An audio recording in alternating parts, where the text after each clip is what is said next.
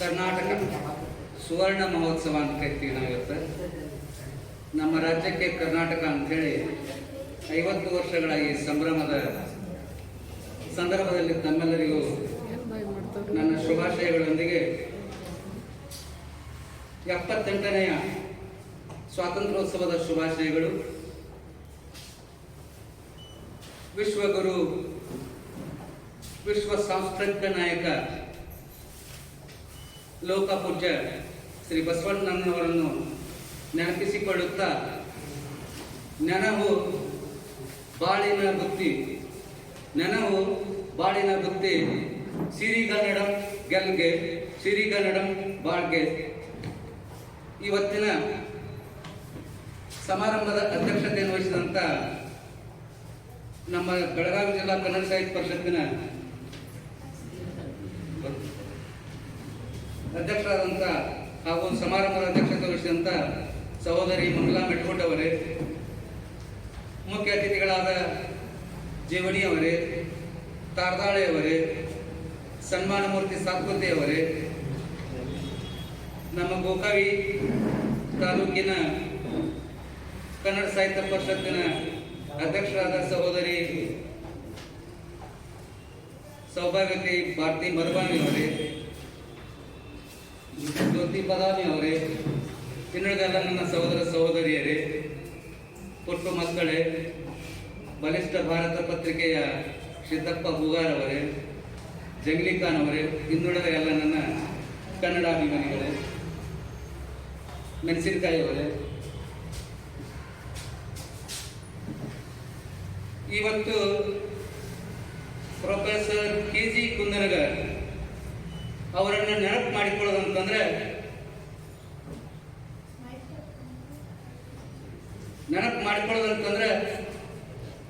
ಈ ನಾಡಿನ ಕನ್ನಡ ಸಾಹಿತ್ಯ, ಸಂಸ್ಕೃತಿ, ಕಲೆ, ಸಂಶೋಧನೆ, ಇತಿಹಾಸ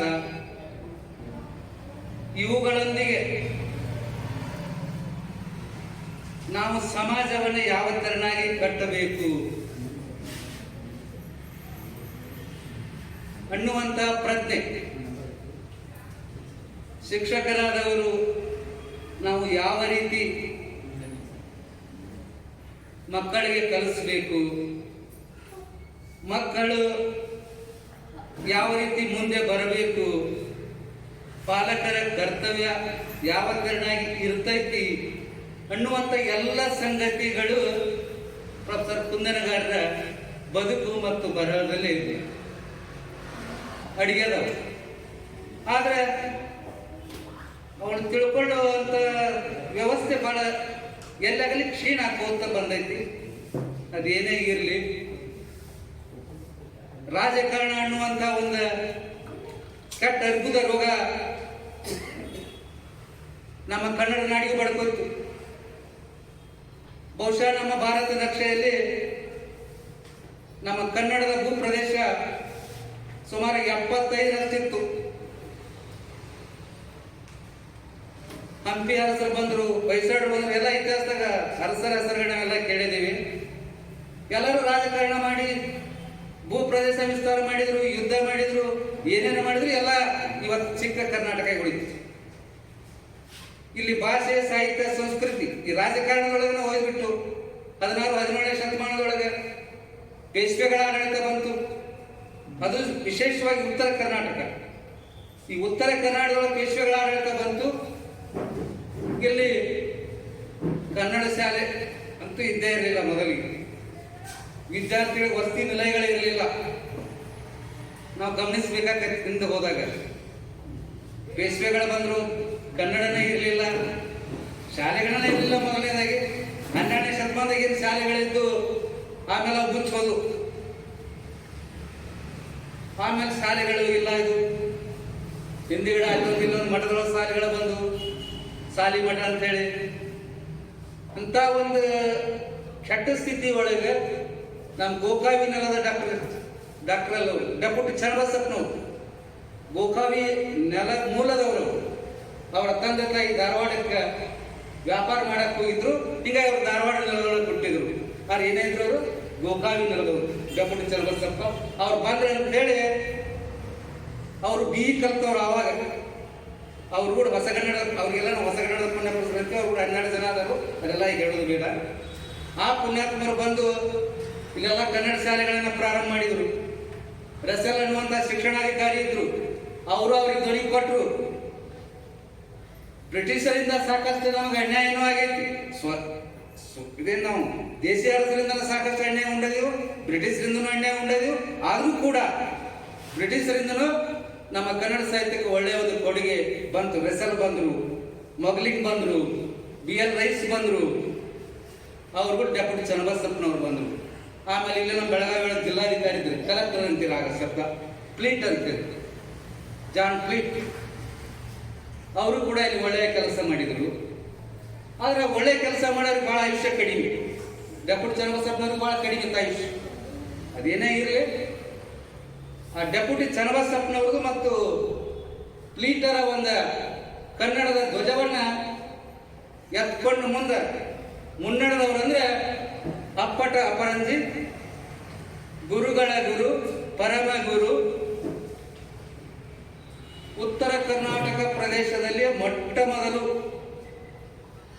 ಕನ್ನಡದಲ್ಲಿ ಸ್ನಾತಕೋತ್ತರ ಪದವಿ ಪಡೆದವರು, ಪ್ರಪ್ರಥಮ ಕನ್ನಡದ ಇಡೀ ಉತ್ತರ ಕನ್ನಡದಲ್ಲಿ ಪ್ರಪ್ರಥಮ ಕನ್ನಡ ಪ್ರಾಧ್ಯಾಪಕರೆನಿಸಿದಂಥ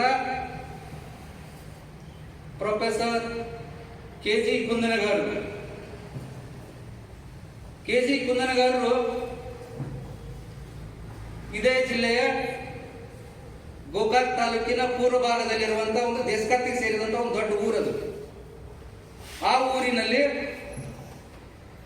ಒಂದು ಪತ್ತಾರರ ಮನೆ. ಆ ಪತ್ತಾರರ ಮನೆಯಲ್ಲಿ 14 ಆಗಸ್ಟ್ 1895ರಂದು ತಂದೆ ಗಿರಿಯಪ್ಪ, ತಾಯಿ ಶಾಕಾಂಬರಿ, ಒಂದು ದೊಡ್ಡ ಕುಟುಂಬ ಇತ್ತವು. ಆಗ ಪ್ಲೇಗ, ಕಾಲ್ರಾ, ಯಾವ್ಯಾವ ರೋಗಗಳಿದ್ದು ಇಡೀ ಕುಟುಂಬ ಎಲ್ಲ ಹೋಗಿಬಿಡ್ತು. ಅವ್ರು ಕೂಡ ಒಬ್ಬ ಅಣ್ಣನ ತಮ್ಮ ಮಲ್ಕಪ್ಪ ಅಂತೇಳಿ ಒಬ್ಬರಿದ್ರು. ಅವರ ಲಾಲನೆ ಪಾಲನೆ ಮಾಡುವವರು ಅವ್ರ ಕಕ್ಕ ನಿಂಗಪ್ಪ ಅಂತಿದ್ರು. ಕೌದಲಿ ಒಳಗೆ ಸುಮಾರು 1869ನೇ ಇಸ್ವಿ ಒಳಗೆ ಅಲ್ಲಿ ಒಂದು ಪ್ರಾಥಮಿಕ ಶಾಲೆ ಪ್ರಾರಂಭ ಆಗಿತ್ತು.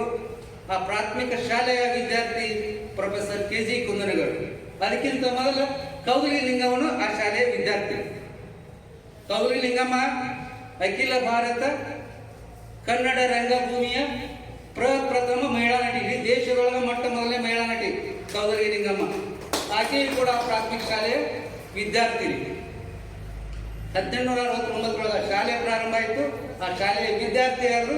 ಅಲ್ಲಿ ವಾಮನರಾವ್ ದೀಕ್ಷಿತ್, ವೆಂಕಟರಾವ್ ಕುಲಕರ್ಣಿ ಅನ್ನುವಂತಹ ಪ್ರಾಥಮಿಕ ಶಾಲಾ ಶಿಕ್ಷಕರು. ಆವಾಗ ವಿದ್ಯಾರ್ಥಿಗಳ ಭೌತಿಕ ಮಟ್ಟವನ್ನ ಬೆಳೆ ಸಿರಿಯಲ್ಲಿ ಮೊಳಕೆಯಲ್ಲಿ ಕಾಣು ಅನ್ನುವಂತ ಒಂದು ಗಾದೆಯಂತೆ ಅವ್ರು ಶಿಕ್ಷಕರು ಗುರುತಿಸ್ತಿದ್ರು.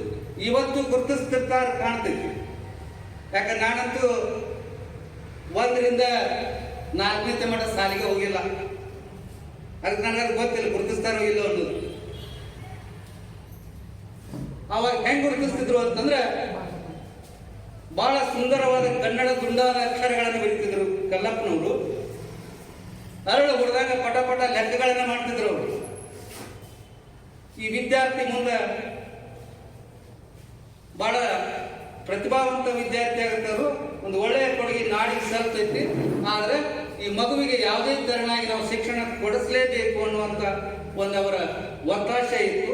ಅದ್ರ ಮನೆಯೊಳಗೆ ತಂದೆನೂ ಇಲ್ಲ, ತಾಯಿನೂ ಇಲ್ಲ, ಅಕ್ಕಂಗ್ಯಾರು ಇಲ್ಲ, ಯಾರು ಇಲ್ಲ. ಒಬ್ಬ ಅಣ್ಣ ಇದ್ದ, ಆಮೇಲೆ ಒಬ್ಬ ಕಾಕ ಇದ್ದ. ಕಾಕನ ಮೇಲೆ ಅವ್ರು ಜೋಪಾನ ಮಾಡುವಂಥದ್ದು ಹೊಣೆಗಾರಿಕೆ ಇತ್ತು. ಅಲ್ಲಂತೂ ಈಗ ಸುಮಾರಾಗಿ ಒಂದು 100-120 ವರ್ಷದಿಂದ ಹೋರಿ ಹಂಗ ಹಿಂದೆ ಹೋರಿ. ಮೈ ಮೇಲೆ ಸರಿಯಾದ ಬಟ್ಟೆಗಳು ಇರ್ತಿರ್ಲಿಲ್ಲ, ಸರಿಯಾದ ಆಹಾರ ಇರ್ತಿರ್ಲಿಲ್ಲ. ಅವತ್ತಿನ ಒಂದು ಸಾಮಾಜಿಕ ಸ್ಥಿತಿ ಆಗಿತ್ತು. ಅಂತ ಒಂದು ಸ್ಥಿತಿ ಒಳಗೆ ಬಡತನ ಎಲ್ಲರಿಗೂ ಸಾಮಾನ್ಯವಾಗಿತ್ತು. ಅದ್ರಾಗ ವಿಶೇಷವಾಗಿ ಬಡತನ ಈ ಕುಟುಂಬಕ್ಕಿತ್ತು. ಈ ಶಿಕ್ಷಣ, ಪ್ರೌಢ ಶಿಕ್ಷಣ ಹೇಗೆ ಮುಂದುವರಿಸಬೇಕು? ಯಾಕಂದ್ರೆ ನಿಂಗಪ್ಪಂತೂ ಆಗೋದಿಲ್ಲ ಮುಂದಿನ ಖರ್ಚು. ಯಾಕಂದ್ರೆ ನಿಂಗಪ್ಪನ ಕೆಲಸ ಇವ್ರು ಜೋಪಾನ ಮಾಡಿದಂಗ ರಾಮಾಯಣ, ಮಹಾಭಾರತ, ಚಾಮರಸನ ಪ್ರಭುಲಿಂಗಲೀಲೆ ಹಳ್ಳಿ ಹೋಗಿ ಪ್ರವಚನ ಮಾಡಿ ಇವ್ರನ್ನ ಹೊಟ್ಟೆ ತುಂಬಿಸಿದ್ದವನು ಈ 2 ಹುಡುಗರು. ಆವಾಗ ಈ ಬಾಲಕ ಕಲ್ಲಪ್ಪನ ಮನಸ್ಸಿನ ಮೇಲೂ ಆ ಪ್ರವಚನಗಳು ಬಾಲ್ಯದೊಳಗೇನ ಪ್ರಭಾವ ಬೀರಿದ್ದು. ಜನಪದ ಸಾಹಿತ್ಯ ಒಗಟು ಇವೆಲ್ಲ ಪ್ರಭಾವ ಬೀರಿದ್ದು ಅವ್ರ ಮೇಲೆ. ಆಗ ವಾಮನರಾವ್ ದೀಕ್ಷಿತರು ಲಿಂಗಾಪುರಕಾರ ಹೇಳ್ತಾರು, ಈ ಹುಡುಗನಲ್ಲಿ ಇಟ್ಕೋದು ಬೇಡ, ಬೆಳಗಾವಿ ಸರ್ದಾರ ಹೆಸರು ಸೇರಿಸ್ರಿ ಅಂತೇಳಿ. ನನಗಾಗೋದಿಲ್ಲ ಅಂತಾರು. ಖರ್ಚು ನಿಗ್ಸು ಬಹಳ ಕಠಿಣ ಇತ್ತ. ಅಂದಾಗ ಒಂದು ಯೋಜನೆ ಮಾಡ್ತಾರೆ. ಗದಗಿನ ಮೇಲಗಿರಿಯಪ್ಪ ಅಂತ ಬರ್ತಾರೆ. ಗದಗಿನ ಶಂಕರಪ್ಪ ಮೇಲಗಿರಿ ಅಂತೇಳಿ, ಇಲ್ಲ ಶಾಪುರದಾಗ ಅವ್ರ ಅಂಗಡಿ ಇರ್ತೈತಿ. ಆ ಅಂಗಡಿ ಒಳಗ ಲೆಕ್ಕಪತ್ರ ಬರೀಬೇಕು. ಅಂಗಡಿದು ಎಲ್ಲ ಏನ್ ಮಾಡ್ಬೇಕು, ಎಲ್ಲ ಮಾಡ್ಬೇಕು. ತಿಂಗಳಿಗೆ 4 ರೂಪಾಯಿ ಕೊಡ್ತಾರೆ ಅವರು. ಆ ಅಂಗಡಿಯ ಮಾಲಕ ಪ್ರತಿ ತಿಂಗಳು 4 ರೂಪಾಯಿ ಕೊಡ್ತಾರು. ಆ 4 ರೂಪಾಯಿ ಒಳಗ ಬಟ್ಟೆ ತುಂಬ್ಕೋಬೇಕು, ಶಾಲೆಯ ಫೀ ಕಟ್ಟಬೇಕು, ಬಟ್ಟೆ ತೊಡಬೇಕು. ಇಂಥ ಒಂದು ಕಡು ಬಡತನ, ಇಂಥ ಒಂದು ಕೆಟ್ಟ ಪರಿಸ್ಥಿತಿ. ಆದ್ರೆ ಇಲ್ಲಿ ಅವ್ರು ಬಡತನ ಇಲ್ಲಿ ಅವ್ರು ಬೆಳಗಾವಿ ನೆಲೆಗೊಡುದಿಲ್ಲ. ಎಲ್ಲ ಅವ್ರು ದೂರದ ಸಂಬಂಧಿಕರು ಧಾರವಾಡದೊಳಗೆ ಇರ್ತಾರೆ, ಭೀಮಪ್ಪ ಕೌದಲಿಗೆ ಅಂತೇಳಿ. ಅಲ್ಲಿಗೆ ಹೋಗ್ತಾರೋ. ಅಲ್ಲಿ ಹೋಗಿ ಏನೋ ಸ್ವಲ್ಪ ಅವ್ರ ಮನೆಯ ಅದಕ್ಕೇನಂತೀರಿ ಕುಲ ಕಸಬು ಅದನ್ನ ಕಲಿತಾರೆ. ಇವತ್ತು ಸರ್ಕಾರ ಹೇಳ್ತೇವೆ ಮಕ್ಕಳಿಗೆ ಕೆಲಸ ಹಚ್ಚಬೇಡ್ರಿ ಅಂತೇಳಿ. ಅದನ್ನ ಆಮೇಲೆ ಮಾತಾಡೋದು. ಆ ವೃತ್ತಿಯನ್ನು ಕಲಿತಾರೆ. 1919 ಇವತ್ತೇನು ವಿದ್ಯಾರಣ್ಯ ಅಂತೇನೋ ಪದವಿ ಪೂರ್ವ ಕಾಲೇಜ್ ಆಗೈತಿ. ಅವ್ರು ಧಾರವಾಡದೊಳಗೆ ಐತಿ, ಮುರುಘಾಮಠದ ಮುಂದೆ. ಅವತ್ತದು ವಿದ್ಯಾರಣ್ಯ ವಿಕ್ಟೋರಿಯಾ ಹೈಸ್ಕೂಲ್ ಅಂತಿತ್ತು. 1919 ಅವ್ರು ಮೆಟ್ರಿಕ್ಯುಲೇಷನ್ ಪಾಸ್ ಆಗ್ತಾರೆ. ಆಮೇಲೆ ಇಲ್ಲಿ ಕಾಲೇಜ್ಗಳೇ ಇರಲಿಲ್ಲ, ಪೇಶ್ವೆಗಳ ಆಡಳಿತ, ಇನ್ನೂ ಏನೇನೋ ಇಲ್ಲಿ ಬ್ರಿಟಿಷ್ ಆಡಳಿತ, ಇಲ್ಲಿ ಕಿತ್ತೂರು ಹೋರಾಟ ಆಗಿತ್ತು. ಇಲ್ಲೆಲ್ಲ ಉತ್ತರ ಕನ್ನಡದ ವಿಶೇಷವಾಗಿ ಹೋರಾಟಗಳು ಬ್ರಿಟಿಷರ ವಿರುದ್ಧ ಆಗಿತ್ತು. ಹಿಂಗಾಗಿ ಬ್ರಿಟಿಷರು ಕನ್ನಡ ಪ್ರದೇಶ ಎಲ್ಲೆಲ್ಲಿ ಅನಾನುಕೂಲ ಮಾಡಿ ಇಟ್ಟಿದ್ರು. ಹಿಂಗಾಗಿ ಇಲ್ಲಿ ಶಿಕ್ಷಣ ಸಂಸ್ಥೆಗಳು ಇರಲಿಲ್ಲ. ಅವು ಉಚ್ಚ ಶಿಕ್ಷಣ ಸಂಸ್ಥೆ, ಕಾಲೇಜ್ ಶಿಕ್ಷಣ ಇರಲಿಲ್ಲ. ಹಿಂಗಾಗಿ ಪುಣೆಗೆ ಹೋಗ್ಬೇಕಾಯ್ತು. ಪುಣೆ ಒಳಗೆ ಫರ್ಗ್ಯೂಸನ್ ಟೆಕ್ಕನ್ ಕಾಲೇಜ್ಗಳಿತ್ತು. ಅದು ವಿದ್ಯಾಕಾಶಿ ಅಂತ ಹೇಳಿ ಕರಿತಿದ್ರು ಅದಕ್ಕೆ. ಅಲ್ಲಿಗೆ ಹೋಗ್ಬೇಕಾಯ್ತು. ಇವರು ರೋಗ ರುಜಿನ ಬಡತನ ಯಾರು ಆಶ್ರಯ ಇಲ್ಲ ಅಂದ್ಮೇಲೆ ದುಡಿಬೇಕು, ದುಡ್ಡು ಸಂಗ್ರಹ ಮಾಡ್ಕೋಬೇಕು, ಕಾಲೇಜ್ ಶಿಕ್ಷಣ ಪುಣಕ್ಕೆ ಹೋಗ್ಬೇಕು. ಇವತ್ತಿನ ಬಸ್ ಇಲ್ಲ, ಟ್ರೈನ್ ಬಂದ್ ಹತ್ಬೇಕಾದ್ರೆ ಅವರು ಸುಮಾರಾಗಿ 45 ಕಿಲೋಮೀಟರ್ ನಡ್ಕೊಂಬಂದು ಟ್ರೈನ್ ಹತ್ಬೇಕು. ಘಟಪ್ರಭಾ ಕೊಂಡೂರು ಸ್ಟೇಷನ್ ಗೋಕಾಕ್ ಅಥವಾ ಇಲ್ಲೆಲ್ಲ ಇದ್ರೆ ಇಲ್ಲೆಲ್ಲ ಅದಕ್ಕೆ ಹೋಗ್ಬೇಕು ಪುಣಕ್ಕೆ ಅಂತ ಒಂದು ಸಂದಿಗ್ಧ ಸ್ಥಿತಿ. ಅಲ್ಲಿ ಪುಣಾದೊಳಗೆ ಹೋಗಿ ಕಲಿತಾರೆ. 1915 ಇಂಟರ್ಮೀಡಿಯೇಟ್ ಪಾಸ್ ಆಗ್ತಾರು. ಪಾಸ್ ಆಗಿ ಆಮೇಲೆ ಅಲ್ಲೇ ಮುಂದೆ ಬಂದ 1914 ಧಾರವಾಡದ ಯವಲೇಕರ್ ಅನ್ನುವಂಥ ಒಂದು ಮಣಿತನದ ಸುಶಿಕ್ಷಿತ ಕನ್ಯೆ ಕಮಲಾಬಾಯಿ ಅವರೊಂದಿಗೆ ವಿವಾಹ ಆಗತೈತಿ. ಪಠ್ಯ ಉಪಜೀವನಕ್ಕಾಗಿ ಮತ್ತವರು ರಾಜಾರಾಮ್ ಹೈಸ್ಕೂಲ್ನೊಳಗೆ ಶಿಕ್ಷಕರಾಗ್ತಾರೆ. ಭೌತಶಾಸ್ತ್ರ, ರಸಾಯನಶಾಸ್ತ್ರ, ಇಂಗ್ಲಿಷ್ ವಿಷಯಗಳೊಳಗೆ BA ಪದವಿಯನ್ನು ಅವ್ರು ಸಂಪಾದಿಸಬೇಕಾದ್ರೆ 10 ವರ್ಷ ಟೈಮ್ ಹಿಡಿದಿದ್ರು.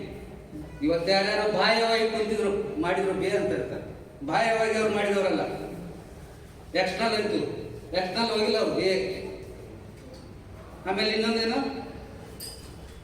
ಗಿರಿಮಲ್ಲಪ್ಪ ಅಂತ ಬರೀತಿರ್ತಾರೆ ಅಪ್ಪನ ಹೆಸರು. ಗಿರಿಮಲ್ಲಪ್ಪ ಅಲ್ಲ, ಅವ್ರ ಹೆಸರು ಕಾಳಪ್ಪ ಅಂತ ಬರೀತಿರ್ತಾರೆ. ಕಾಳಪ್ಪ ಅಲ್ಲ.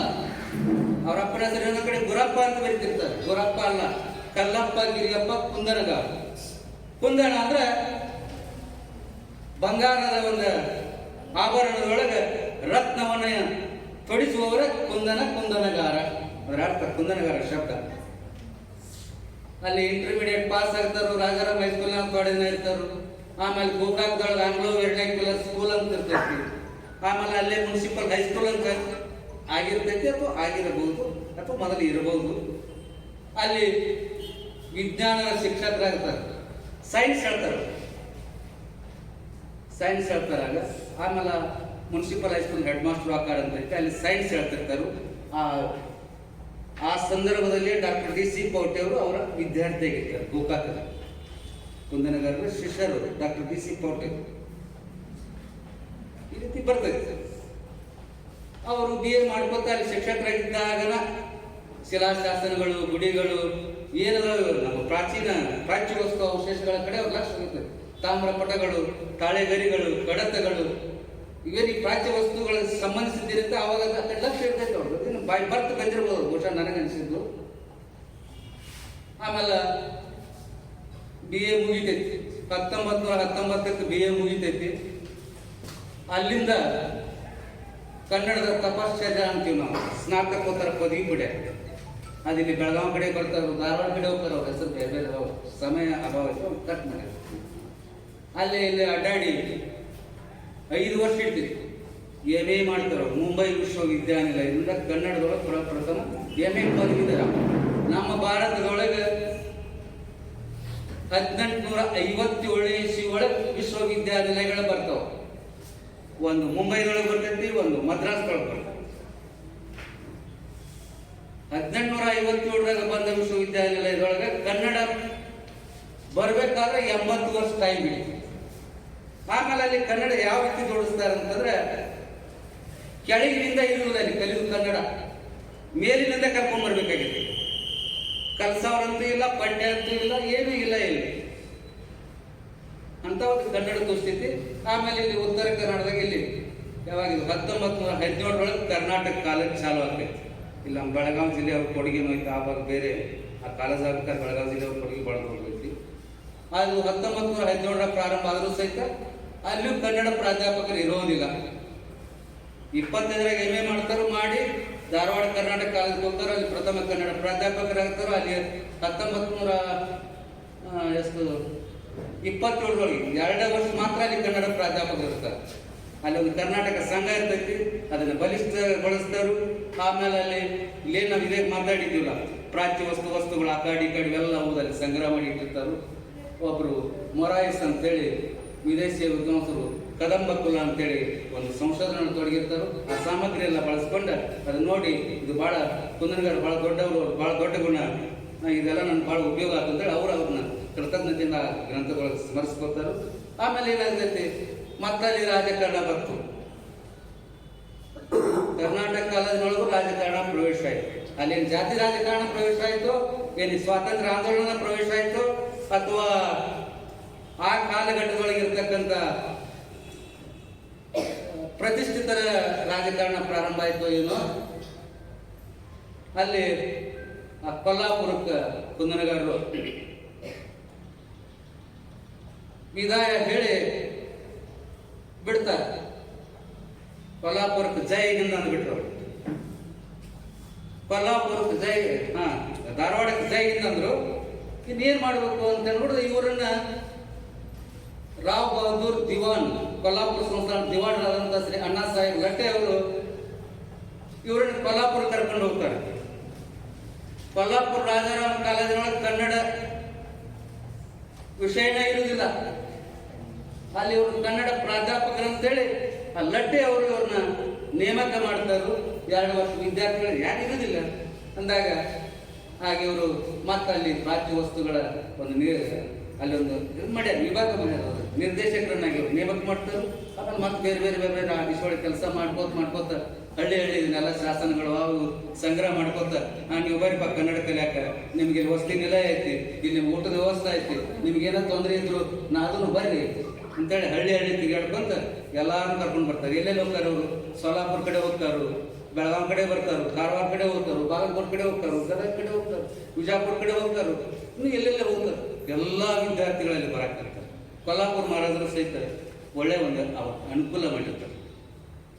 ಹೀಗಾಗಿ ಅಲ್ಲಿ ಬಡ ಜನರಿಗೆ ಬಹಳಷ್ಟು ಅನುಕೂಲ ಆಗ್ತೈತಿ. ಅಲ್ಲಿ ಬಹಳಷ್ಟು ಜನ ಸೇರ್ತಾರೆ. ಆಮೇಲೆ ಇವರು ಗೋವುತ್ಖನನ ಮಾಡ್ತಾರೆ. ಅಲ್ಲಿ ಬ್ರಹ್ಮಪುರಿ ಕಟ್ಟ ಅಂತೈತಿ, ಇನ್ನೊಂದಲ್ಲಿ ಪಂಚಗಂಗಾ ತೀರ ಅಂತೈತಿ ಕೊಲ್ಲಾಪುರದ ತೀರ. ಆವಾಗ ಸುಮಾರಾಗಿ 10,000 ರೂಪಾಯಿ ಸಾಲ ಮಾಡಿಕೊಂಡು ಗೋವುತ್ಖನನ ಮಾಡ್ತಾರು. ಅಲ್ಲಿ ಏನೇನು ದೊಡ್ಡ ದೊಡ್ಡ ಸಾಮಗ್ರಿಗಳು ಸಿಗ್ತಾವು, ಬಹಳಷ್ಟು ಅಮೂಲ್ಯವಾದ ವಸ್ತುಗಳು ಸಿಗ್ತಾವೆ. ಅವನ್ನೆಲ್ಲ ತರ್ತಾರೋ, ಅದೆಲ್ಲ ಮ್ಯೂಸಿಯಂದಾಗ ಇವತ್ತು ಸಿಗ್ತಾವೆ ನೋಡಕ್ಕೆ ನಿಮಗೆ. ಅದ್ರ ದೊಡ್ಡ ಇತಿಹಾಸ ಬರೀತಾರು.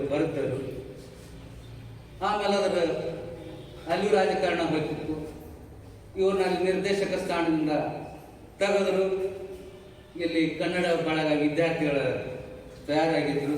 ಇಲ್ಲಿ ಪಾಠ ಮಾಡ್ಕೊತ ಮತ್ತೆ ಅದಕ್ಕೆ ಅಷ್ಟು ನಿರಾಶೆ ಆಗಲ್ಲ. ಮತ್ತೆ ಪಂಚಗಂಗಾ ತೀರ ತಾಮಸ್ ಹೊತ್ತಾಕ ಇವತ್ತೆಲ್ಲ ಗ್ರ್ಯಾಂಟ್ ಅದಾವ. ಯೂನಿವರ್ಸಿಟಿಗಳು ರೊಕ್ಕ ಕೊಡ್ತಾವ, ಸಿಕ್ಕಾಪಟ್ಟೆ ಮಾತಾಡೋಕೆ ರೊಕ್ಕ ಕೊಡ್ತಾವ, ಬರೆಯಕ್ಕೆ ರೊಕ್ಕ ಕೊಡ್ತಾವ. ಅವ್ರಿಗೆ ಯಾರು ರೊಕ್ಕ ಇಲ್ಲ, ರೂಪಾಯಿ ಇಲ್ಲ, ಯಾರಿಲ್ಲ. ಆವಾಗ ಸ್ವತಃ ಹೆಗಲ ಮೇಲೆ ಗುದ್ಲಿ ತಲೆ ಮೇಲೆ ಬುಟ್ಟಿ ಹೊತ್ಕೊಂಡು ನೆಲ ಹಾಕೋದು, ಬೂತ್ ಕನ್ನಡ ಮಾಡುವಂತ ಕೆಲಸ ಇತ್ತು. ಯಾವುದಕ್ಕಿದೆಲ್ಲ ಕನ್ನಡದ ಕೆಲಸ. ಕನ್ನಡ ಅಂದ್ರೆ ಎಲ್ಲಿ ಮಠ ಇತ್ತು, ಏನಿತ್ತು, ಕೊಲ್ಲಾಪುರ ಏನು, ಬೆಳಗಾವಿ ಏನು, ಸೊಲ್ಲಾಪುರ ಏನು, ಇದ್ರ ಇತಿಹಾಸ ಕಟ್ಟಿಕೊಡ್ಬೇಕಾಗಿತ್ತು ನಾಡಿಗೆ. ಮುಂದ ಈ ಕನ್ನಡದ ಆವತ್ತಿನ ಪ್ರಾಚೀನ ಕಾಲದೊಳಗೆ ಯಾವ್ಯಾವ ದೇಶಗಳ ಸಂಪರ್ಕ ಇತ್ತು ಅನ್ನೋ ಎಲ್ಲ ಸಂಗತಿಗಳ ಪಂಚಗಂಗಾ ತೀರದೊಳಗೆ ಅವೆಲ್ಲ ಸಿಕ್ಕು. ಅವನ್ನೆಲ್ಲ ಇಂಗ್ಲಿಷ್ನೊಳಗೆ ಅಲ್ಲಿ ಇಲ್ಲಿ ಪತ್ರಿಕೆಗಳ ಲೇಖನಗಳು ಬಂದು, ಆವಾಗ ಇವರೊಬ್ಬರು ದೊಡ್ಡ ಸಂಶೋಧಕರು ಅಂತೇಳಿ ಇಡೀ ಭಾರತ ಅವ್ರನ್ನ ಪರಿಗಣಿಸಿತು. ಮೊಟ್ಟ ಮೊದಲು ಅವ್ರನ್ನ ಅಭಿನಂದಿಸಿದವ್ರಂದ್ರೆ ವಿದೇಶಿಯ ಐತಿಹಾಸಿಕ ಪ್ರಾಧ್ಯಾಪಕ ವರ್ಗ.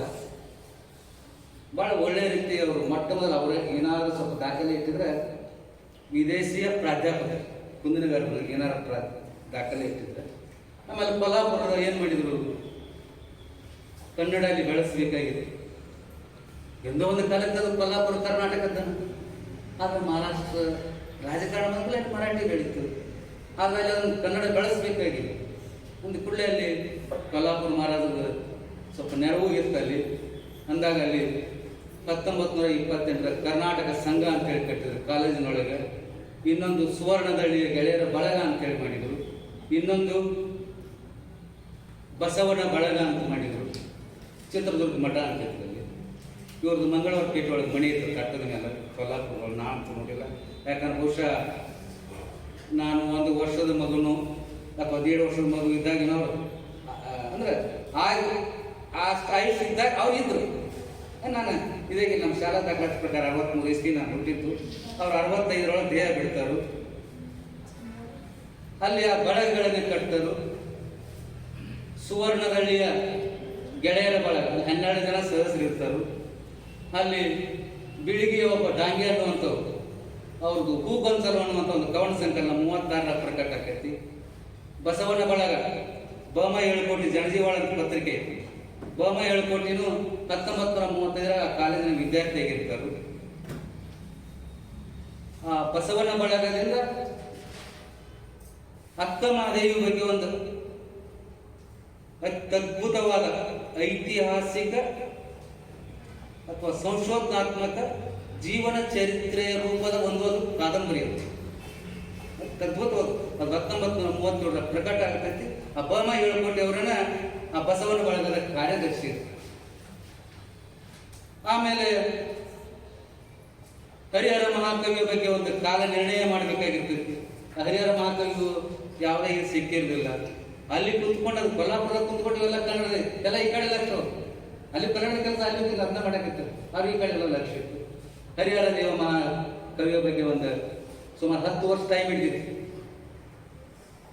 ಸಿದ್ದರಾಮಪ್ಪ ಕೋಟೆ, ಹರ್ಡೇಕರ್ ಮಂಜಪ್ಪ ಅಂತ ಒಂದಿಷ್ಟು ಆವತ್ತಿನ ಕಾಲಘಟ್ಟದ ವಿದ್ವಾಂಸರು ಹರಿಹರನ ಬಗ್ಗೆ ಬರೀತಾರೆ.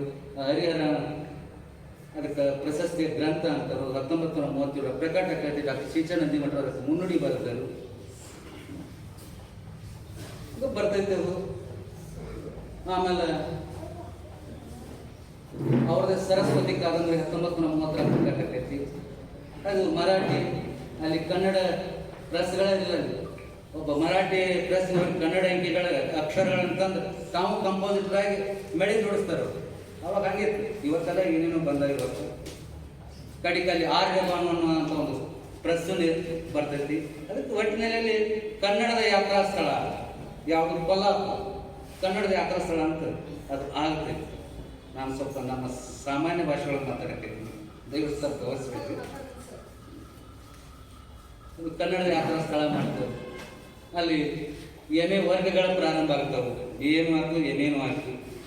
BA ಅಂತೇಳಿ ಇವರು ಗೋಮಾಯಿಗಳ ಕೋಟೆ ಹೋಗಿರ್ತಾರೆ. BD ಜತ್ತಿ ರಾಷ್ಟ್ರಾಧ್ಯಕ್ಷ ಆಗಿದ್ರು, ಅವರು ಬರ್ತಾರೆ ಅಲ್ಲಿ. ಆಮೇಲೆ ಸಹಸ ಮಾಡವಾಡ್ರು MA ಬೋಸ್ತೂರು ಮಠದ MA ಕೂತಾರೆ. ಬಹಳಷ್ಟು ಜನ ಬರ್ತಾರೆ. ಅಲ್ಲಿ 1927ರಿಂದ 1948 ಅಂದ್ರೆ 21 ವರ್ಷಗಳ ಕಾಲ ಕೊಲ್ಲಾಪುರದೊಳಗೆ ಕನ್ನಡದ ಸೇವೆಯನ್ನು ಮಾಡ್ತಾರೆ. ಅದು ಹೆಂಗಂದ್ರೆ ಇವತ್ತು ಒಬ್ಬ ಮಂತ್ರಿ ಬಂದಾಗ ಒಂದು ಚಟುವಟಿಕೆ ಹೆಂಗಿರ್ತಾರೋ ನೋಡ್ಬೋದು.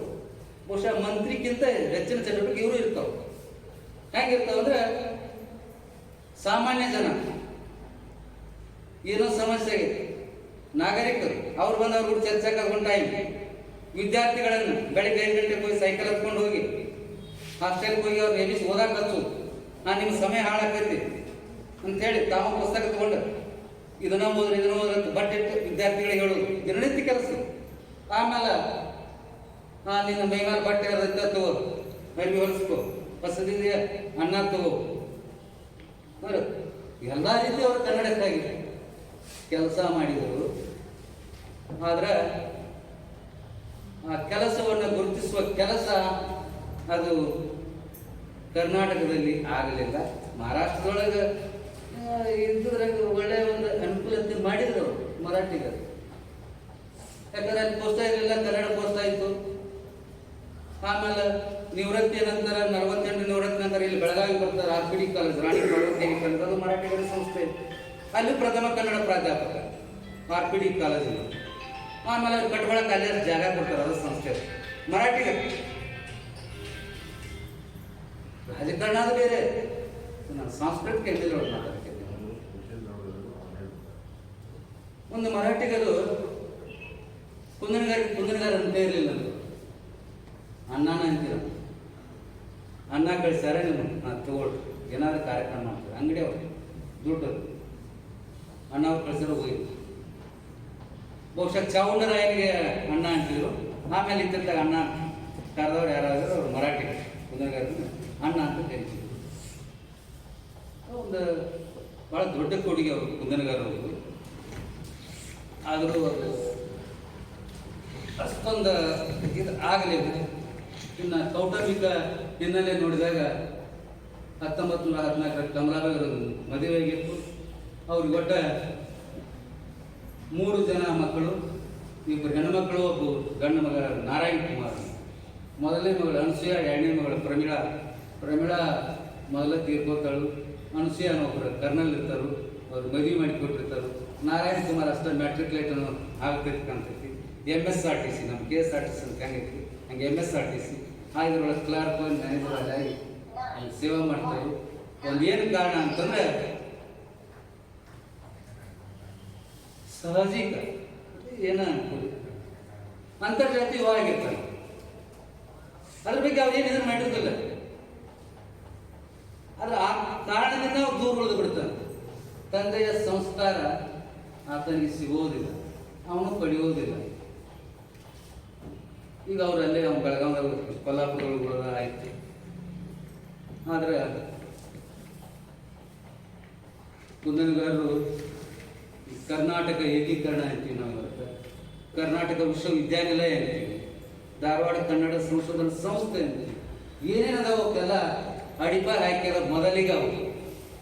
ಇನ್ನು ಅವರು ಶಿಷ್ಯ ಕೋಟಿಯ ಹೆಸರುಗಳನ್ನು ಹೇಳ್ಬೇಕಂತಂದ್ರೆ ಡಾಕ್ಟರ್ ವಿಪ್ರ ಗೋಪಾಲ್ ಅವರು ಇವರು ಕರ್ನಾಟಕ ಕಾಲೇಜಿನಾಗ ಇದ್ದಾಗ ಅವ್ರ ವಿದ್ಯಾರ್ಥಿಯಾಗಿ ರಮಶ್ರೀ ಮುಗುಳಿ ಮತ್ತು ಡಾಕ್ಟರ್ ವಿಪ್ರ ಗೋಪಾಲ್. ದ.ರಾ. ಬೇಂದ್ರೆ ಎಮ್ಮೆ ಇವ್ರ ಕಡೆ ಹೋಗಿದ್ರು. ಇವತ್ತೇನೋ ಈ ಇತಿಹಾಸದ ಒಳಗೂ ಅಥವಾ ರಾಜಕೀಯ ಒಂದು ಸಾಂಸ್ಕೃತಿಕ ಪಲ್ಲಟದ ದಾಳಿ ನಡೆದಿರ್ತಾವ. ಇವತ್ತು ಅಲ್ಲಿ ಇನ್ನೂ ಬೇರೆ ಹೇಳ್ತಾರೆ, ಅದೇ ಬೇರೆ ವಿಷಯ. ದ.ರಾ. ಬೇಂದ್ರೆನವ್ರ ವಿದ್ಯಾರ್ಥಿ ದ.ರಾ. ಬೇಂದ್ರೆ, ಸ ಮಾಳವಾಡ್, DS ಕರ್ಕಿ ಏಕಾಲಕ್ಕೆ MA ಪಾಸ್ ಆದರು ಮುಂಬೈ ವಿಶ್ವವಿದ್ಯಾನಿಲಯದಿಂದ. ಅವರು ಉತ್ತರ ಪತ್ರಿಕೆಗಳನ್ನ ಪ್ರೊಫೆಸರ್ KG ಕುಂದನಗಾರರು, ಡಾಕ್ಟರ್ ಕೋಗೋಳಕಟ್ಟಿ ಅವರು ಮೌಲ್ಯಮಾಪನ ಮಾಡಿದರು. ಆಮೇಲೆ ಇವರು 7 ಬಾರಿ ಇವೆಲ್ಲ ಸ್ವಯಂವಾಗಿ ವಿದ್ಯಾರ್ಜನೆ ಮಾಡಿದವರು, ಎಲ್ಲಿ ಹೋಗಿ ಕಲಿತ ಮಾಡಿದವರಲ್ಲ. ಕನ್ನಡ, ಮರಾಠಿ, ಸಂಸ್ಕೃತ, ಅರ್ಧಮಾಗಧಿ, ಪಾಳಿ, ಹಿಂದಿ, ಇಂಗ್ಲಿಷ್ 7 ಭಾಷೆಗಳೊಳಗೆ ಪಾಂಡಿತ್ಯವನ್ನು ಹೊಂದಿದ್ರು. ಪಾಳಿ, ಅರ್ಧಮಾಗಧಿ ಬರ್ತಾವ ಭಾಷೆಗಳು. ಅವರು ಜೈನ ಧರ್ಮದ ಬಗ್ಗೆ ಬಹಳಷ್ಟು ಓದಿದವರು, ಬಹಳಷ್ಟು ಕೆಲಸ ಮಾಡಿದರು. ಅಷ್ಟೇ ಕೆಲಸವನ್ನ ಲಿಂಗಾಯತ ಧರ್ಮದ ಬಗ್ಗೆ ಮಾಡಿದರು. ಅದಕ್ಕೆ ಅವ್ರ ಲೇಖನಗಳು ಓದಬೇಕು. ನೀವು ಓದು ಹವ್ಯಾಸ ಇದ್ದವ್ರು ಓದಕ್ಕೆ ಗೊತ್ತಾಗ್ತದೆ. ಜೈನ ಧರ್ಮದ ಲೇಖನಗಳು ಓದಾಕಂದ್ರೆ ಅವ್ರು ಜೈನರೇ ಆಮಲ್ಲ ಎಂತ ಪಂಡಿತ. ಆಮೇಲೆ ನೀವು ಯಾಕಂದ್ರೆ ಇದೇ ಹೇಳಿದ ಮಾದೇವಕ್ಕ ಆ ಲಿಂಗಾಂಗ ಸಾಮರಸ್ಯ ನೋಡ್ಬೇಕು. ಅಧ್ಯಾಯ ಓದುವಾಗ ಸಣ್ಣ ಸಣ್ಣದವು ಅಲ್ಲಿ ಗೊತ್ತನೇ ಆಗುದಿಲ್ಲ ಅಂತ ಒಬ್ಬ ಅವರು ಬಹುಶಃ ನಾನು ಅವ್ರನ್ನ ಹೋಲಿಕೆ ಕೊಡೋದು 12ನೇ ಶತಮಾನದ ಒಬ್ಬ ಶಿವಶರಣ 24 ತೀರ್ಥಂಕರೊಳಗೆ ಒಬ್ಬರು ತೀರ್ಥಂಕರು ಅಂತೇಳಿ ನನ್ನ ಒಂದು ಅಭಿಪ್ರಾಯ. ಅದು ಇಂಥ ವ್ಯಕ್ತಿ ಈ ಮನುಷ್ಯನಾಗಿ ಹುಟ್ಟಿದ್ದರ ಒಂದು ಅಪರೂಪ. ಈ ದಿಶೆಯೊಳಗೆ ಒಂದು ಕವಿತೆ ಸಣ್ಣದು. ತ್ಯಾಗಿ ಅಂದರೆ ಮಹಾತ್ಯಾಗಿ, ನಿಸ್ವಾರ್ಥಿ ಅಂದರೆ ಮಹಾ ನಿಸ್ವಾರ್ಥಿ, ಭಾರತೀಯ ಸಂಸ್ಕೃತಿಯ ಮಹಾನ್ ಗುರುವಾಗಿ ಬಾಳಿದ ಗುರುವರ್ಯ ಪೂಜ್ಯ ಕುಂದನಗಾರರು. ಮಾನವಿತಿಹಾಸದಲ್ಲಿ ನಿಮ್ಮಂಥವರು ಸಿಗುವುದೇ ಅಪರೂಪ, ಆದರೂ ನೀವು ದೊರೆತಿರುವುದೇ ಮಾನವಿತಿಹಾಸದ ಪುಟಗಳಿಗೆ ಗೌರವದಿ ಬೆಲೆ ಬಂದೀವು. ಆಮೇಲೆ ಇಲ್ಲಿ ಬೆಳಗಾವಿ ಬರ್ತಾರು, 48ರಿಂದ 65ರವರೆಗೆ ಇಲ್ಲಿ ಇರ್ತಾರು. ಇದಕ್ಕಿಂತ ಮೊದಲು 46ರ ಮುಂಬೈ ಒಳಗೆ ಅವ್ರಿಗೆ ಅಂತ ದೊಡ್ಡ ಮಾನ ಸನ್ಮಾನ ಪ್ರಶಸ್ತಿ ಅವುಗಳಿಗಿಂತ ದೂರ ಇದ್ರವ್ರ. ಯಾಕಂದ್ರೆ ಅವರ ಕೊಟ್ಟವರು ಕೊಡೋದಕ್ಕೆ ಬಹಳ ದೊಡ್ಡ ಪರೋಪಕಾರಿ, ಯಾರಿಂದ ಏನೋ ಪಡೆದವರು. ವಿದ್ಯಾರ್ಥಿಗಳನ್ನಂತೂ ಅವರು ವಿದ್ಯಾರ್ಥಿ ದೇವೋಭವ ಅಂತೇಳಿ ಆರಾಧನೆ ಮಾಡಿದವರು ಅವ್ರನ್ನ. ಅದಕ್ಕೆ ನಾನು ಮೊದಲಿಗೆ ಹೇಳಿಲ್ಲ, ಕಲಿಯುವವರಿಗೆ, ಕಲಿಸುವವರಿಗೆ, ಪಾಲಕರಿಗೆ, 3 ಜನರಿಗೆ ಅದೊಂದು ಮಾನ್ ಬೆಳಕು ಕುಂದನಗಾರರಿಗೆ. ವಿದ್ಯಾರ್ಥಿಗಳನ್ನ ಬಹಳ ಅದ್ಭುತ ಒಂದು ಪ್ರೀತಿ, ಅಷ್ಟೇ ಪ್ರೀತಿ ಅವ್ರ ಪುಸ್ತಕಗಳ ಮೇಲೂ ಬಹಳ ಪ್ರೀತಿ. ಹೀಗಾಗಿ ಸಾಕಷ್ಟು ಬಡತನ, ಮಗ ಇಲ್ಲ, ಯಾರಿಲ್ಲ, ಏನಿಲ್ಲ, ಸಾಕಷ್ಟು ನೋವುಗಳು, ಯಾರ ಕೈ ಒಡ್ಡಿ ಬೇಡಿದವರು ಅಲ್ಲ, ತಮ್ಮ ಇಡೀ ಜೀವನವನ್ನು ಯಾರಿಗೇನು ಹೇಳ್ಕೊಂಡವರು ಅಲ್ಲ. ಅವರ ಸಮೀಪ ಎಷ್ಟೋ ಜನ ಇದ್ದವ್ರಿಗೂ ಸಹಿತ ಅವ್ರ ಹಿಂಗ ಜೀವನ ಇತ್ತು, ಅವ್ರ ಹೆಸರು ಇಷ್ಟ ಇತ್ತು, ಆಮೇಲೆ ಅವ್ರ ಕೃತಿಗಳು ಇಷ್ಟ ಅದಾವು ಅಂತೇಳಿ ಇನ್ನೂವರೆಗೆ ಯಾರಿಗೂ ಹೇಳಕ್ ಆಗಲೇ ಇಲ್ಲ. ಯಾಕಂದ್ರೆ ಈ ದಿಶೆಯೊಳಗೆ ನಾನು ಸುಮಾರಾಗಿ 1984ರಿಂದ ಕೌದಲಿ ಒಳಗೆ ಅವ್ರ ಜನ್ಮ ದಿನಾಚರಣೆ ಪ್ರಾರಂಭ ಮಾಡಿ ಈ ವಿಷಯದೊಳಗೆ ಸಸ ಮಳವಾಡ ಅವ್ರ ಮನೆಗೆ ಹೋಗ್ತೀನಿ, ಸಂಸಿ ಬೂಸ್ನೂರ್ ಅವ್ರ ಮನೆಗೆ ಹೋಗ್ತೀನಿ, ಆರ್ಸಿ ಅವ್ರ ಮನೆಗೆ ಹೋಗ್ತೀನಿ, ಸುಂಗಾಪುರ ಅವ್ರ ಮನೆಗೆ ಹೋಗ್ತೀನಿ. ಆಮೇಲೆ ಇಲ್ಲಿ ಬೆಳಗಾವಿ ಒಳಗೆ PK ಬಾಬೂಜಿ ಅಂತ ಅವ್ರ ಕಡೆ ಒಂದು ಎಂಟತ್ತು ಸರಿ ಹೋಗಿ ಒಂದಿಷ್ಟು ಅವ್ರ ಶಿಷ್ಯರನ್ನ ಸಂಪರ್ಕ ಮಾಡ್ತಿದ್ವಿ. ಯಾರಿಗೂ ಏನು ಸರಿಯಾಗಿದೆ ಇಲ್ಲ ಅದ ಹೇಳಿಲ್ಲ. ಕಾಳಪ್ಪ ಗುರಪ್ಪ ಅಂತ ಒಬ್ರು ಬೈತಾರು, ಒಬ್ರು ಕಲ್ಲಪ್ಪ ಗುರುಮಲ್ಲಪ್ಪ ಏನೋ ಬೈತಾರೆ, ಗುರುಬಾರ ಸೈಡ್ ಬೈತಾರೆ. ಸರಿಯಾಗಿ ಹೆಸರು ಗೊತ್ತಿಲ್ಲ, ಇಲ್ಲ ಅವ್ರು ಸಾಹಿತ್ಯ ಅಂತ ಓದೇ ಇಲ್ಲ. ಅದಕ್ಕೆ ಅವ್ರನ್ನ ಹೊಸ ಯಾರಿಗೂ ಸರಿಯಾಗಿ ತಿಳಿಸ್ಕೊಡುವಂಥ ಸಾಮರ್ಥ್ಯ ಎಷ್ಟೋ ಸರಿ ಬಿದ್ದಾಗ ಆಗಲಿಲ್ಲ. ಆದ್ರೆ ಅವ್ರು 61ರೊಳಗೆ ಏನು ಸಾಹಿತ್ಯ ಸಮ್ಮೇಳನದ ಅಧ್ಯಕ್ಷರಾಗ್ತಾರೋ ಆ ಸಂದರ್ಭದೊಳಗೆ ಅವ್ರಿಗೊಂದು ಕುಂದನ ಅಂತೇಳಿ ಒಂದು ಅಭಿನಂದನಾ ಗ್ರಂಥವನ್ನು ಡಾಕ್ಟರ್ ಆರ್ ಸಿ MA ವಿದ್ಯಾರ್ಥಿಗಳು ಆರ್ ಸಿ ಅವರು ಒಂದು ವಾರದೊಳಗೆ ಅದನ್ನು ತಯಾರು ಮಾಡ್ತಾರೆ. ತಯಾರು ಮಾಡಿದ್ದು ಕುಂದನ ಅಂತೇಳಿ ಒಂದು ಅಭಿನಂದನಾ ಗ್ರಂಥ 61ರೊಳಗೆ ಗದಗದೊಳಗೆ ಇದನ್ನು ಅರ್ಪಣೆ ಮಾಡ್ತಾರೆ. ಇವರೇ KG ಕುಂದನಗಳು. ಇದು ಕುಂದನ. ಇದರೊಳಗೆ ಏನಿಲ್ಲ, ಅವರು 15 ಲೇಖನಗಳು, ಕೊಲ್ಹಾಪುರ ಅಂದು ಎಂದು, ಆಮೇಲೆ ಶಾಸನಗಳು, ಹರಿಹರ ದೇವನ ಕಾಲ ನಿರ್ಣಯ, ಈ ಶಾಸನಗಳಿಗೆ ಸಂಬಂಧಿಸಿದ ಒಳ್ಳೆ ಲೇಖನಗಳು. ಇದರೊಳಗೆ ಶಿಲಾಲಿಪಿಗಳ ಮಹತ್ವ, ಪ್ರಾಚೀನ ಕನ್ನಡ ನಾಡಿನ ನಾಣ್ಯ ಪದ್ಧತಿ, ಕೊಲ್ಹಾಪುರದೊಳಗಿನ ಪ್ರಾಚೀನ ಕಾಲದ ನಾಣ್ಯಗಳು, ತೀರ್ಥಂಕರ ಪುರಾಣಗಳು, ಪಂಪನ ಹಿನ್ನೆಲೆ, ಕರ್ನಾಟಕದಲ್ಲಿ ಪಾಶುಪತರು ಮತ್ತು ಶೈವರು, ಚಾಲುಕ್ಯರ ಆರಂಭದ ಕಲೆಗಳು, ಇಂಥ 15 ಲೇಖನಗಳು ಅವರು ಹಾಕಿ ಅವ್ರ ಬಗ್ಗೆ ಒಂದು ಪರಿಚಯಾತ್ಮಕ ಲೇಖನ ಬಹಳ ಸುಂದರವಾಗಿ ಬರ್ತದೆ ಆರ್ಸಿಯವರು. ಇದರ ಒಂದು ಪ್ರಮಾಣ ಗ್ರಂಥ. ಅವ್ರಿಗೆ ಎಷ್ಟು ನಿಲಿಕೆ ಇತ್ತು ಅಷ್ಟು ಬರೆದ್ರು ಅವ್ರು ಆರ್ಸಿಯವರು. ಅದ ಪ್ರಮಾಣ ಗ್ರಂಥ. ಆಮೇಲೆ ಏನಾರು ಅವ್ರ ಬಗ್ಗೆ ಏನಾದ್ರು ಸ್ವಲ್ಪ ಬರೆದ್ರೆ ಅನಕ್ರವ್ರು ಏನೋ ಒಂದು 2-3 ಪುಟ ಬರೆದಿರ್ತಾನೆ. ಕನ್ನಡದ ಕರ್ಮ ಇವ್ರಿಗೆ ಅಂತ ಅನಕ್ರವ್ರು ಬರೆದ್ರು. ಆಮೇಲೆ ಅವ್ರದ್ದು ಸರಿಯಾದ ಇದು ಗೊತ್ತಾಗಲಿಲ್ಲ. ಆಮೇಲೆ ವಿಜ್ಞಾನ ಓದಿದವರು, ಆರೋಗ್ಯ ಶಾಸ್ತ್ರವು, ಇಂದ್ರಿಯವು, ವಿಜ್ಞಾನವು 1930 33 35 ಅದಾದ್ರು. ಎಷ್ಟು 33 ಐತಿ, 35 ಐತಿ. ಆರ್ಯಭಾನು ಅನ್ನುವಂಥ ಮುದ್ರಣ ಕೊಲ್ಹಾಪುರದೊಳಗೆ ಮುದ್ರಣ. ಆ ಪುಸ್ತಕಗಳು ನಾವು ಮಕ್ಕಳಿಗೆ ಯಾವ ರೀತಿ ಪಾಠ ಮಾಡಬೇಕು, ವಿಜ್ಞಾನದು. ಅಲ್ಲೊಬ್ಬರ ಕೊಲ್ಹಾಪುರ ದರ್ಬಾರದ ಡಾಕ್ಟರ್ ಎ ಜಿ ಪಾಟೀಲ್ ಅಂತೇಳಿ ಇವತ್ತೇನು MRFC ದೊಡ್ಡ ಹುದ್ದೆ ಇರ್ತಾನೆ ಪರದೇಶದ ಹೋಗಿರ್ತಾರೆ ಡಾಕ್ಟರ್ಗಳು ಸೈಡ್ ಆಯ್ತು ಅಂತ ಹುದ್ದೆ ಪಡೆದ ಡಾಕ್ಟರ್ ಪಾಟೀಲ್ ಅವ್ರು ಬರೀತಾರೆ, ಒಳ್ಳೆಯ ವಿಚಾರ ಬರ್ತಾರೆ, ಮುನ್ನುಡಿ ಅವ್ರದ್ದೇ ಇತ್ತು. ಅದನ್ನೆಲ್ಲ ಹೇಳೋದು ನಮಗೆಲ್ಲ ಸಮಯ ಇಲ್ಲ. ಆ ವಿಜ್ಞಾನದ ಟೆಕ್ಸ್ಟ್ ಬುಕ್ಗಳಿದ್ದವು 1935 ಸಾಲಿಗೆ ಇದ್ವು. ಆಮೇಲೆ ಲೀಲಾವತಿ ಪ್ರಬಂಧ ಅಂತ ಬಂತು. ಅಂದರೆ ಇದು ಪ್ರಮಾಣ ಗ್ರಂಥ ಅಂತ ಹೇಳಿದ್ದೀರಾ ನಾನು, ಅದಕ್ಕೆ ಹಿನ್ನೆಲೆ ಹೇಳಕ್ಕೆ. ನಮ್ಮ ಗಟ್ಟರ ಪದಗುಚ್ಛ, ನಾನು 2ನೇ ಕೃತಿ ಬಂಗುಡಿ ಅಂತ ಒಂದು ಪುಸ್ತಕ ಬಂತು. ಅದರೊಳಗೆ ಅವ್ರು 4 ಪುಸ್ತಕಗಳ ಹೆಸರನ್ನು ಸೂಚಿಸಿದೆ. ಅದು ಕರ್ನಾಟಕ ವಿದ್ಯಾವರ್ಧಕ ಸಂಘಗಳು ಬಿಡುಗಡೆ ಆಯಿತು. ಆ ಪುಸ್ತಕ ಪರಿಚಯ ಮಾಡೋರು ಹೇಳಿದರು, ನಾನು ಪುಸ್ತಕ ಪರಿಚಯ ಮಾಡಿಕೊಡ್ಬೇಕಾಗಿ, ಅದಕ್ಕೂ ನಾನು ಪರಿಚಯ ಮಾಡಿದ್ದೆ. ಅವ್ರ ಪುಸ್ತಕ ಪರಿಚಯದಾಗ ಏನು ಹೇಳಿದ್ರು, ಇವು 4 ಪುಸ್ತಕಗಳ ಏನು ಸೂಚನೆ ಮಾಡ್ಯಾರು, ಇವನು ಬುತ್ಸ. ಆಮೇಲೆ ಇವನು ಒಂದು ನೌಕರಿ ಹಚ್ಕೊಟ್ಟಿನ ಹೋದ ಅದ್ರಾಗ ವೈಯಕ್ತಿಕವಾಗಿ ನಾನು ಸಿಟ್ಟಾಗಿದ್ದನು. ಆಮೇಲೆ ಏನೇನೋ ಈ ರೀತಿಯಲ್ಲಿ ಪುಸ್ತಕ ಪರಿಚಯ ಮಾಡಿಕೊಟ್ಟು, ಅಂದರೆ ಇದನ್ನ ಯಾಕೆ ಹೇಳಕತ್ತೀನಿ ಅಂತಂದ್ರೆ, ಅವರಲ್ಲಿ ವೃತ್ತಿ ಅನುಸರಿಸಿ ಅಲ್ಲಿ ಧಾರವಾಡಕ್ಕೆ ಹೋಗಿದ್ರು. ನಾನು ಪುಸ್ತಕ ಮುದ್ರಣ ಮಾಡಕ್ಕೆ ನಾನು ಹೋಗಿದ್ವಿ, ಪ್ರಕಾಶನ ಮಾಡ್ಸಕ್ಕೆ ನಾನು ಓಡೇಬೇಕು. ವಾತಾವರಣ ಆಯ್ತು ಅಂದ್ರೆ ಇಲ್ಲಿ ಆಳವಾಗಿ ಅವ್ರ ಬಗ್ಗೆ ಯಾರು ತಿಳ್ಕೊಳ್ಳಕ್ಕೆ ಮುಂದೆ ತಿಳಿದಂದು ಟಾಪ್ ಸೀಕ್ರೆಟ್ ಅನ್ನೋದೈತೆ ಅವ್ರ ಜೀವನ ಇತ್ತು. ಆ ಸಕಲರಿಗೂ ಸಕಲ ಜೀವಾತ್ಮರಿಗೂ ಲೇಸನ್ನು ಬಯಸಿದವರು, ಕೈ ತುಂಬನ ಅವ್ರ ಜನರಿಗೆ ಕೊಟ್ಟವರು, ಯಾರಿಂದನೂ ಏನನ್ನು ಪಡ್ಕೊಳ್ಳೋದವ್ರು. ಏನಾದ್ರು ಕೊಡ್ತೀವಿ ಅಂದ್ರು ಅವ್ರು ತಗೊಳ್ತಿರ್ಕಿಲ್ಲ. ಅವರ ಸ್ಥಿತಿಗತಿ ಭಾಳ ಕೆಟ್ಟದೈತೆ. ಅದು ಹೋಗಿ ಅವರು DC ಕೋಟೆ ವೈಸ್ ಚಾನ್ಸಲರ್ ತರ್ ಹೋಗಿ ಹೇಳ್ತಾರು, ಇಲ್ಲ ಗುರುಗಳಿಗೆ ಭಾಳ ತೊಂದರೆ ಐತಿ, ಏನಾದ್ರು ಸಹಾಯ ಮಾಡಬೇಕು ಅಂತ. ಏನು ಮಾಡೋನು ಅಂತಂದ್ಕೂಡಲೇ ಹಿಂಗೆ ವಿಚಾರ ಮಾಡ್ತಾರೆ. ಅವ್ರ ನಿಧನ ನಂತರ ಅವ್ರ ಮನೆಯೊಳಗಿನ ಪುಸ್ತಕ ವಿಶ್ವವಿದ್ಯಾನಿಲಯ ಗ್ರಂಥಾಲಯಕ್ಕೆ ತಗೊಳ್ಳೋನು, ಒಂದು 25,000 ರೂಪಾಯಿ ಕೊಡೋನು, ಈಗ ಒಂದು 20,000 ರೂಪಾಯಿ ಒಯ್ಯಿರಿ ಅಂತೇಳಿ ಅವ್ರ ಚೆಕ್ ಕಳಿಸ್ತಾರೆ. SS Wadiyar, R.C. ಹಿರೇಮಠ್, ಆಮೇಲೆ ಶಾಪೇಟೆ, ಸುಂಕಾಪುರ್, ಹಿಂಗೆ ಬರ್ತಾರೆ. ಬಂದ ಟಿಳಕ್ ಒಡೆಯರ್ ಮಣಿ ಇರ್ತೈತಿ, RPD ಕಾಲೇಜ್ ಹಿಂದ್ಗಡೆ ಅಲ್ಲೇ ಮಣಿ ಇರ್ತಂತೆ. ಆ ಮಣಿ ಜಾಗ ತೋರಿಸಿರೋದು PK ಬಾಬು ಎಂಟ್ರೆಸ್ ಸರಿ ಬರ್ತೀವಿ. ಆ ಮಣಿಗಿಲ್ಲ ಅದು, ಸುಮ್ಮನೆ ಜಾಗ ನೋಡೋಣ ಅಂತೇಳಿ ನಮ್ಮ ಹುಡುಕಾಟ ಅವನಿಗೆ ಕೊನೆಗೂ ತೋರಿಸಿದ್ರೆ ಆವಾಗ ಬೇರೆ ಆ ಮಣಿಗೆ ಹೋಗಿರ್ತಾರೆ. ಇವರು ಧೈರ್ಯ ಮಾಡಿ ಮೆಲ್ಲಕ್ಕೆ ಹೇಳ್ತಾರೆ, DC ಪೌಪೆ ಸಾಹೇಬರು ನಿಮ್ಗೆ 20,000 ಖರ್ಚು ಕೊಟ್ಟಾರೆ. ಯಾಕೆ ಇವು ಪುಸ್ತಕ ಗ್ರಂಥಾಲಯಕ್ಕೆ ಬೇಕಾಗಿ ಅವು ಈಗ ಒಯ್ದಿದ್ರೆ ಥೋಡೆ ದಿನ ಬಿಟ್ಟು ಹೋಯ್ತು ಅಂತ.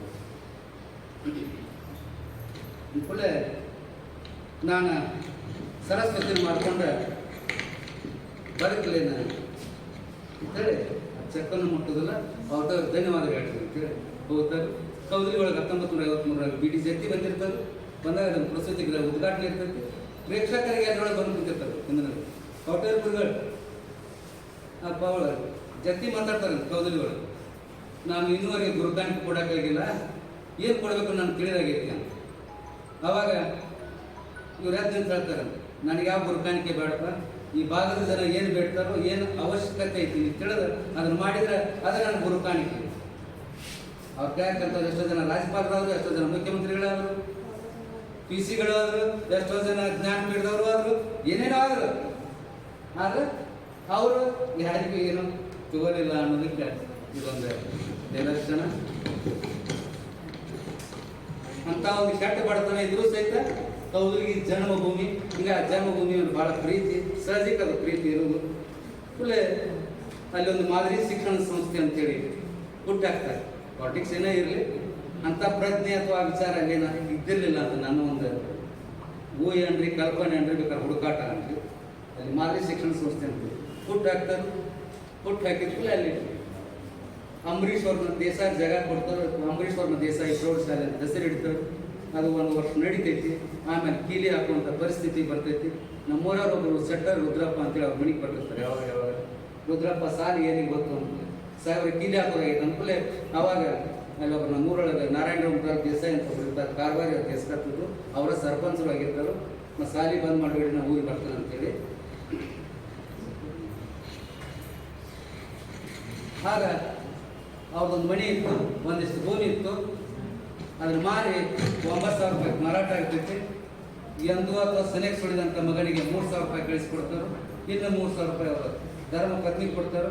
ತಮ್ಮ ಪಾಲಿನ 3,000 ರೂಪಾಯಿ ಆ ಶಾಲೆಗೆ ಕೊಡ್ತಾರೆ ಅಂತೇಳಿ ಕೊಟ್ಟರು ಅಂತೇಳಿ. ಅದಕ್ಕೆ ಈ ಶಾಲೆಗೆ ಬಹುಶಃ ಒಂದು 75 ವಯಸ್ಸಿರಬೇಕು, 54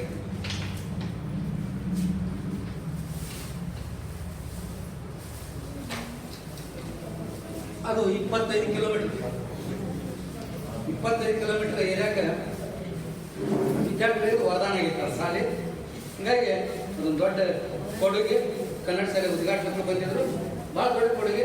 ಅದು ಆ ಒಂದು ನಿಟ್ಟಿನೊಳಗೆ ಇನ್ನೊಂದು ಕೆಲಸ ಆಗಬೇಕಾಗಿತ್ತು. ಕನ್ನಡ ಸಾಹಿತ್ಯ ಪರಿಷತ್ಗಂತೂ ಬಹಳಷ್ಟು ಕೆಲಸ ಮಾಡಿದರು. ಕೊಲ್ಲಾಪುರದಾಗಿದ್ದರು, ಕೊಲ್ಲಾಪುರಲ್ಲೂ, ಬೆಂಗಳೂರಲ್ಲೂ, ಮೈಸೂರಲ್ಲೂ ಕನ್ನಡ ಸಾಹಿತ್ಯ ಪರಿಷತ್ಗೆ ವಿಶೇಷವಾದ ಅವ್ರ ಕೆಲಸ ಐತಿ. ಅದು ನಾವು ಹಳೆಯ ಒಂದು ದಾಖಲೆಗಳು ನೋಡಿದ್ರೆ ಗೊತ್ತಾಗ್ತೈತಿ. ಏನೇ ಇಲ್ಲಿ ಮತ್ತೊಂದು ಸಂದರ್ಭದಾಗ ಅಥವಾ ಮತ್ತೊಬ್ಬರು ಯಾರು ಕಡಿಮೆ ಆಲಿಸುವಂತ ಕೇಳುವಂತ ಒಂದು ಇನ್ನೂ ಬೆಳಗಾವಿಯ ಕನ್ನಡಿಗರಿಗೆ ಅದು ಬರಲಿ ಅಂತ ಹೇಳಿ ಕನ್ನಡದ ಬೇರಾಗಿ ಬರಿಕ್ಯಾರ ನಾಡಾಗ ಶರಣರ ಬಾಳ ಗಡಿಗಾರ ಗುರುವರ ಕನ್ನಡದ ಉಸಿರ ಕೊಟ್ಟಾರ. ಮುಗಿಸ್ಬಿಡ್ತು, ಭಾಳ ಟೈಮ್ ಹೋಗ್ತಾರೆ. ಸಮಾರೋಪ ಮಹಾಗುರು ಪ್ರೊಫೆಸರ್ KG ಕುಂದನಕರ್. ಜ್ಞಾನಿ ಬರೀ ಜ್ಞಾನಿ ಅಲ್ಲ, ಮಹಾಸುಜ್ಞಾನಿಯ ಮಹಾಬೆಳಗು.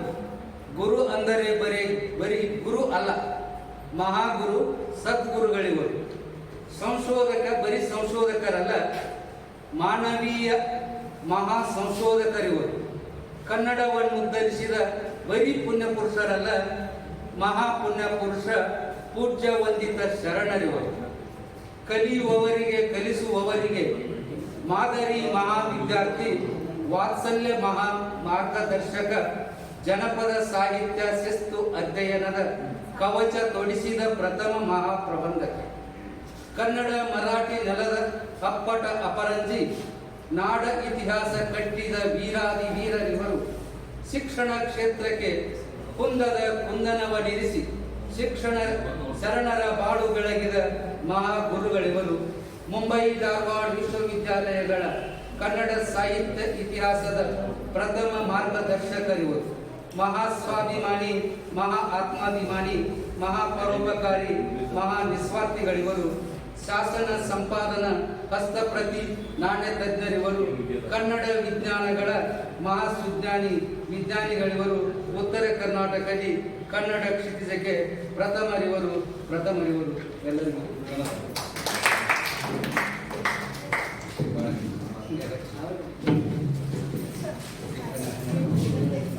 ಪ್ರಕಾಶ್ ಸರ್ ಅವರು ಕುಂದನ್ಕರ್ ಅವರ ಉನ್ನತ ವ್ಯಕ್ತಿತ್ವವನ್ನು ಸ್ವಲ್ಪ ಶಬ್ದಗಳಲ್ಲಿ ಹಿಡಿದಿಟ್ಟ ಅವರ ಜ್ಞಾನ ಅಪಾರವಾದುದು. ಅವರಿಗೆ ಇನ್ನೂ ವೇಳೆ ಬೇಕಾಗಿತ್ತು, ಆದರೆ ವೇಳೆ ಅಭಾವದಿಂದ ಸ್ವಲ್ಪದರಲ್ಲೇ ಅವರ ಬಗ್ಗೆ ಎಲ್ಲ ವಿವರವಾಗಿ ಹೇಳಿದ ಅವರಿಗೆ ತುಂಬಾ ಧನ್ಯವಾದಗಳು. ಅವರಿಗೊಂದು ದೊಡ್ಡ ಚಪ್ಪಾಳೆ ಮೂಲಕ ತಾವೆಲ್ಲ ಧನ್ಯವಾದಗಳನ್ನು ಅರ್ಪಿಸಬೇಕೆಂದು ಕೇಳಿಕೊಳ್ಳುತ್ತೇನೆ. ಈಗ ಅವರಿಗೆ ಗೌರವ ಸನ್ಮಾನ.